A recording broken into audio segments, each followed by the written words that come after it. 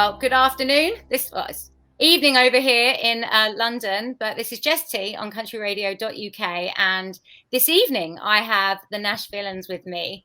Guys, how are you? We have Hey. We have you live. We have you live over in Nashville. Yes. And we're doing wonderful, and I want to commend you on saying our name correctly. Yeah, you'd be surprised. Is it rare? Oh, people don't. It is rare. Well, I don't know about rare, but half the time people just say Nashvillian. Nashvillians. Yeah. No. And you said it correctly, Nashvillains. That's right. I know what you guys are about. You're country rock outlaw merge between. So you're villains. That's what it's about. Yeah, absolutely. Absolutely. In the nicest possible way, of course. But it's lovely to meet you guys. We've got Troy, we have Brett, and we have Scott. Hey. Howdy. And you guys, as I was saying just prior to us entering into this interview, I think you guys have a really rich history and a really, really exotic background certainly in country, but in the music industry. And I know that you're prolific songwriters, and you guys have lots to say. You're also, you're outlaws, so you do it your way. You're creating something brand new. Absolutely, yeah. Well, you're very kind. Thank you so much. No, just saying what I see and what I hear. You've merged together to create something different. Tell me about that. Tell me about how you guys became. There's lots to tell, but let's find out how you got together first of all. Well, I'm going to pass this to Brett because he's the designer behind this whole thing. So, I was working on I was living in Los Angeles at the time, and I was working on a movie called Forever My Girl, and I was doing the soundtrack for that. And I was actually I had this idea for a dark country project. I had the band name Nashvillains. And doing the project and the soundtrack for Universal, I was actually working on, I was using Troy as the demo singer. I'd actually never met him, but somebody referred me to him, and I heard his voice. I was like, man, I love this guy's voice. And I was planning on moving back to Nashville. I was like, if I move back to Nashville, I'm going to call this guy and start a band with him. And then Scott was in LA for a songwriting festival. Durango, right? Durango Songwriters Festival, yeah. And he came by. He was introduced to me through a mutual friend, Tim Gates, who's in the band Due West. And Scott and Tim came by to write a song with me for the movie. Mm-hmm. And we started talking. I started telling him about this idea for the band, and the singer I was working with in Nashville that had this tone that I loved for this, that kind of fit this brand name I was thinking of. And he's like, "Oh man, I know Troy. In fact, I think that you guys write together in the same company." Yeah, I said, "I know Troy. We write for the same publishing company. His office is across the hall from mine, actually." Right. I said, So even in as big as this country is, it's a small industry. That's right. Yeah, it is small industry. It certainly is. It certainly is. And a small town. Well, it's a small place, especially Nashville. Yeah. And everyone knows everyone. It's very intimate, very incestuous in its own way. Like LA. LA is a lot wider and more spread out. Yeah. Well, it's incestuous when you're younger. As you get older, it gets less incestuous. That's interesting. Well, you guys are from Texas, Colorado, and Kentucky, right? I'm going to get some light in here. Bear with me because it's getting dark. Sure. Yeah. So let's get whatever light there is left. There you go. Here we go. I'm here. Texas, Colorado, and Kentucky. Mm-hmm. So a varied background and upbringing, I'm sure, from all of you, different states. Mm-hmm. This is how you came together, but your background, was it always in country or country rock, or has it been in different subgenres? Well, I would say, knowing Brett, his background was a little, he had a stronger foothold in rock. And Scott had kind of a stronger foothold in bluegrass and country, and I had a foothold in blues and country. Yeah. So, the thread of country is definitely the main thread, but we come at it from different angles, which is allowed us to develop such a unique sound. And Brett took we got together about 2 years ago for the first time. Yes. And when Brett came to me personally, well, Brett and Scott came to me and they said, well, what do you think about this band? I said, well, the first thing we got to do, I like the concept for sure, but let's see if we can write something together. So we got together, a handful of times and wrote a couple of songs and, 3 or 4 songs together that first go around. And Brett kind of took those work tapes and put his magic on it. And when he brought it back to us, we were like, wow, this actually is really good. Not that I didn't doubt that Brett could do something like that, but wow, I didn't know you never, It's like, wow, you did this? Yeah, Brett? right. Surely not. I had the bar way lower. Yeah, right. When he showed us what he did to it, we were very impressed, and we were thought, wow, this can be bigger than we thought it could be. So, and it's just progressed from there. Just a good combination, I think, of everyone's background and everyone's love for music and different genres, but especially country. And we all grew up in country music, and it's just it's bands are all about chemistry and finding the right. You can be best buddies with the guys in a band. The band goes nowhere because the band doesn't have any chemistry. But it's all about just getting lucky and getting blessed with the right chemistry with the right people. And I think we find places to put all those influences too. A lot of bands, they'll say, I was influenced from this and I was raised around bluegrass or whatever, but they don't ever use any of the instrumentation or yes, and it's really important because what is the heritage of that type of genre? Yeah, we find a little space for everything: banjo, mando, obviously guitars, even rock guitars, and all in the Loops, same pop, samples, loops, pop, all in the same song. Everything, yeah. Well, and nowadays the genre of country music is so wide that you really can branch out into different.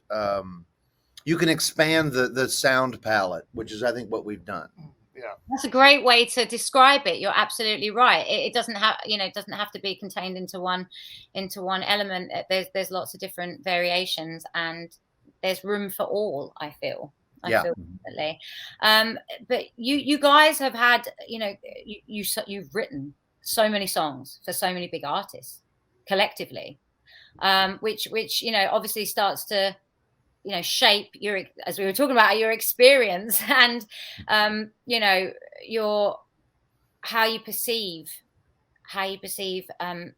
performing, I think, as well, because not only as songwriters, so you've given your cuts to other artists and seen how they perceive them and what they do with them, but this is your time to write your own music now and to shape it your way, as you say. Now you've brought out 2 singles already.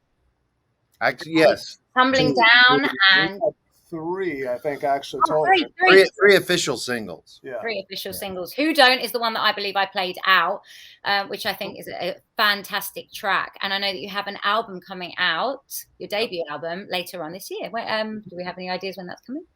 So I would say, I think it's October 22nd, I believe, is when it's dropping. Yeah, we not only have an idea, we have a date. Yeah, I think that's there right. You go. I have to check and make sure that's right. But we have another single coming out as well before that, though, on September 17th, called There to Catch Me. And that's actually the very first song that we wrote together. Mm-hmm. So, and I just ended up in one of our singles. It's just a really cool song. And we actually, the director of the movie I did, Forever My Girl, ended up directing our video. We all flew to LA and we did a video for it before COVID. January. Yeah, right before the pandemic. It was going to be Jan- our first Timing, I guess. January 2020. Yeah. Timing. It was going to be our It feels first like a single. lifetime ago, doesn't it? Yes, it does. Yeah. It does. Mm. Yeah, Well, I everything guess pushed back. So. Unfortunately, the pandemic has hugely had an effect on you guys, and I don't always like to talk about it because it's been negative, but it's been positive. I suppose it's thrown you into some real creative times together. That you haven't been able, no one was able to go anywhere. It brought out the biggest creativity, in mankind ever. I think it's where we all just flourished massively. But given that you formed in 2019, you literally fell very early into that, which probably changed the dynamics of the ideas of what you had planned.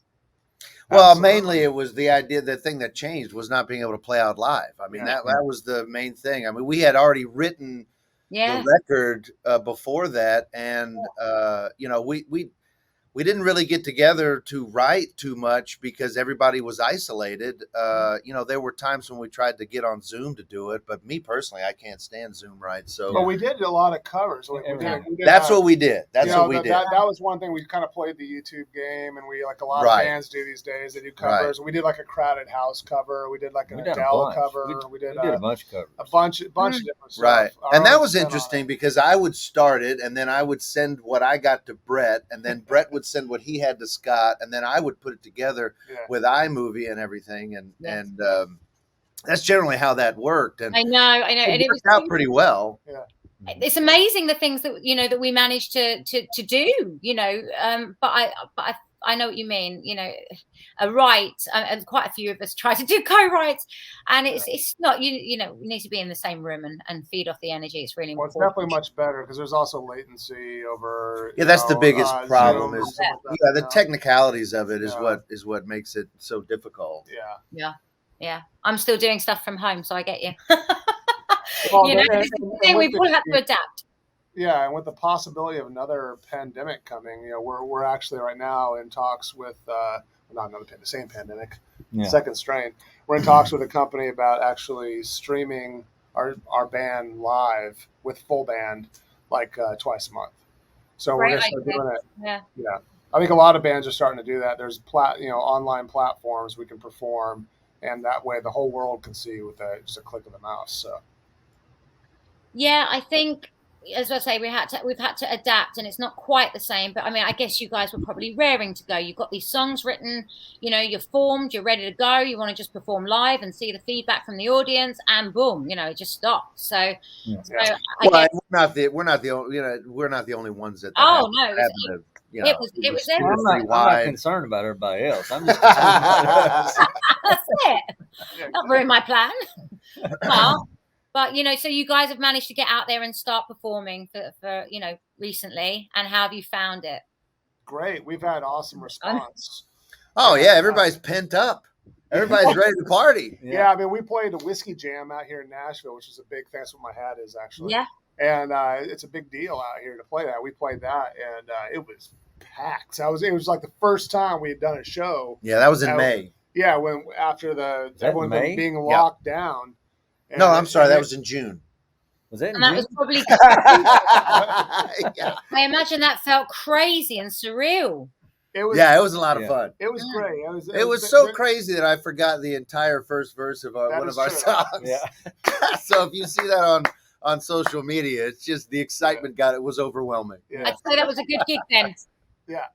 There's a lot of. It was definitely awesome to feel the energy back from the crowd and stuff like that. And people really dug it, and it was a thing for sure. So that was good fun. So, what are the plans? What are you looking to do? Where are you going from here after this with the single, the albums? Do you have any specific tours in mind? I know it's trading at the moment, but. Just to point out one thing about our album, one thing we did is really cool is this is a concept album. This is a country concept album. And I don't think I cannot, as long as I've been listening to country music, I can't think of another country concept album that there is. No, not in the vein of The Wall or Dark Side of the Moon or anything. Yeah, right. And we're But there's a character that runs through each. It's a thread that runs through each song, and that's our. That's our same character. Yeah, it follows the same character, and so you follow this. If you listen to the record, in its entirety, then you'll follow this character's life. It's sort of a snapshot of. Fantastic! That's a really unique concept. And all the subsequent videos that we're going to do will take that line. We'll visually like when same actors. Right. When we get to play out live, we'll have all that sort of media behind us, and at least that's the hope and the plan. And that's kind of the concept of everything that we do, because we've done so much of the stuff for whatever's popular on country radio by as writers and everything. This is our chance to do something different in every way we can approach this project. Yeah. So it's something unique, isn't it? And that's what you guys are all about. Now, you know, what I know that your background has been, you know, country, as you say, and rock, but have you been in bands before? All of you, I believe you have. Um, yeah, was that Sure. from you know, you're from a young age? Yeah. Yeah. As a musician, I mean, you're going to find other musicians to play with. So Yeah. I've been in a handful of bands. I've been mainly, you know, my career has been more solo oriented, but you know, I've certainly been in bands in the past, and Scott, I'm sure, and I know Brett has. I was jamming bands as long as I remember. But I mean, I started playing honky tonks when I was 16. Yeah. You know, I don't think you can do that nowadays, but No. I did back then. I drank milk on stage. They bring me milk and Coca-Cola. I'm not sure. That's awesome. You know, I'll have milk with ice, please. I've actually formed a lot of bands. I've been the singer of a lot of bands. And I've been sideman and for different people. And You should see some of the bands he's been in. We've seen old pictures. They're pretty astounding. Really. I believe it. As I said to you, you guys have a rich history. Yeah, You know, right. a rich Yeah, history. the 90s weren't good to Brett, I don't think. Troy had an artist deal. They were wild. They were a wild time. And, you guys you've written cuts for movies. Oh, big artists. I was getting into more bands. Yeah, that's, you know, we've all Scott and Troy have written something recently with for Kevin Costner. I know you guys. Yeah, we wrote with Kevin for Yellowstone. I know that's a huge thing right now. Yeah. And I mean, most of my career in when I was living in L.A. was writing for film and TV, scoring and writing songs for different TV shows and films and stuff like that. So you've done quite a bit, and like I say, you've sung with quite a few artists. Now, how do you find being on the road? Because you decided to form later in the day in your musicianship, right? So how do you find? Because usually it's bands. We like to consider ourselves. We like to consider it seasoned professionals, late bloomers. Yeah. That's a great way to put it. Thank you. But I'd say, you know, usually the way that it is we start in bands, and as time goes on, you tend to go, I want to kind of go independent. People tend to break away, didn't they? So to form together, as you say, as seasoned musicians is really unique and interesting, that you want to actually just go out there and share the moments, you know? We do everything backwards. We did the solo stuff first. Right. So yeah, no, it's definitely interesting how this. Yeah, I know. I was saying a minute ago, Troy had an artist deal, and I had an artist deal before. Yes. And we both went all over the country with that. So after I can't speak for Troy about this, but after my record deal fell through, I was pretty much content just writing, you know, for other artists and getting those cuts and having them send money to the house, you know, or direct deposit. I mean, I was fully enthralled in that. And then I met Brett, and this band fell in my lap, and I was really intrigued by it, you know. So it wasn't planned. It's almost like divine. Yeah, life led me that way, you know. Well, I think I think we are blessed to have three writers in the band. Oh yeah. You know, because the song is number one, and you know, we've all done it long enough to know what a song should be, and we're not necessarily doing something overtly commercial, but we still know what the elements of a song should have. So we're not beginners in songwriting. So we know how to write for a project and how to stay on task for a project. Right. I think that's what you're saying is, you know, yeah. Even though we're not trying to write the next Luke Bryan song for this band, sure, you know, which is fine. We're trying to write stuff for the Nashvillains and keeping on point. And what's great about that is it's not all craft. We can explore. We can, like, there's things that I write for this band, or at least I write with these guys for this band, that I couldn't write anywhere else. Sure. I can't write. It gives you your freedom of expression. Because we all still write for other projects, and we're still, you know, this band is in conjunction with everything else we do professionally. So, you know, we're still writing outside of the group. But what's really nice is when we come together, we can sort of take a breath and say, okay, now we can really, create something that's unique. Absolutely. Absolutely. And where, have you had any recent venues that you can, because obviously we're over here in the UK, and it's just so lovely to hear the type of venues that you've been playing and what has really stood out for you, especially, a fairly new band together, touring, and how have you found the venues and the venues to be? Well, as long as it's outside of Nashville, the venues are great. Oh, okay. That's interesting. Yeah, playing in Nashville is just like any other industry, like LA or New York. People, the audiences are like, yeah, that's great. But when you go to places like Texas or Utah or Kentucky or any place that doesn't have the musicianship that we have around here, everybody's just like, it's just so enjoyable to play outside of town. Well, the thing about Nashville is when you come off stage, everybody's like, "Yeah, that's great," but I wouldn't have put a bridge in that song. No. Or it's a pitch session. All of a sudden, somebody's like, "Hey, I got a song I think you guys might like." Yeah. It's kind of like I was in a band. I was touring with Brian Setzer Orchestra, and we were playing the Ryman. And Brian came up to me and said, "Hey, are you nervous?" Before we went on stage. And I was like, not really. We had done like 26 shows with him. And he was like, well, just remember, this is Nashville. And everybody in that, you probably have 3/4 of that audience out there are guitar players, and they're all amazing players. He said, have a good show. Yeah. I got that same kind of story. I was doing when I had my first record deal. Wow. First national TV show I done was WGN in Chicago, right? And guys on his earphone, he goes, okay. I tell him. He said, Scott, we got 10 seconds. There's 4 million people watching today. 5, 4, 3, Never, ever tell anyone. You could have told me this later. Yeah. So what you basically mean is you've always been thrown in at the deep end. Yes. We get thrown in the deep end. That's how you learn how to swim, though, right? That's right. That's the beauty of having the experience. Everyone just goes, they know what they're doing. Just leave them to it. They got it. They got this. Yeah, as long as I know where the one is, I'm fine. Yeah. For sure. Oh, guys, it's been so lovely to meet with you and have a chat with you and find out more about you. I can't wait to hear the new album. I want to ask, though, do we have any ballads? Have any ballads? Yes, yeah. We've got some beautiful ballads. So I want a ballad. That's what I want. Our next single out on, I'll say it again, September 17th. Yes, There to Catch Me. Yeah, ballad. That is a ballad. There we go. I got my wish. Yeah.